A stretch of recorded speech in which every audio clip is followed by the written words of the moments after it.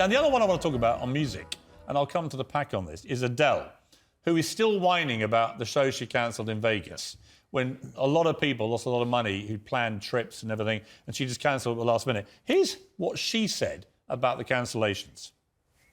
I'm not going to just do a show because I have to, or because people are going to be let down, or because, we're going to lose loads of money. Really? Really, Adele? You're not going to do a show because people are going to be let down? Now, Ava, I'm sorry, but I come from an old school that musicians, when they do big shows and put them on and people buy tickets, they turn up. The show goes on.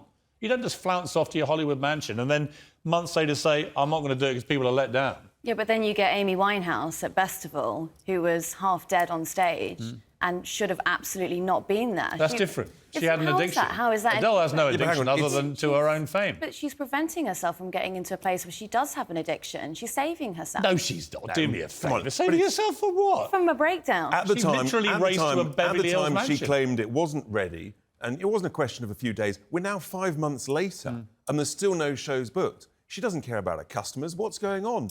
Ultimately, I mean, the customer is always right, and I think she's using and abusing her customers. I used to really like Adele, but I think she's a brilliant singer. But she's become a real spoilt little diva, I think. Come on. Amazing, by the way, talking about voices, one of the greatest voices in the world. Fantastic singer. I just find her antics now really irritating. I find the way she talks irritating.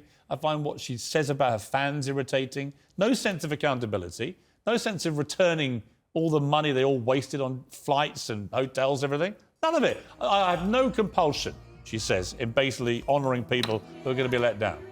Sorry, not having it. Not having. Mick Jagger would never do that to his fans. No, he wouldn't. I mean, ever. Look, I'm an Adele fan, but you don't treat people like that. You don't treat your fans like that. I think it's just... Now, talking of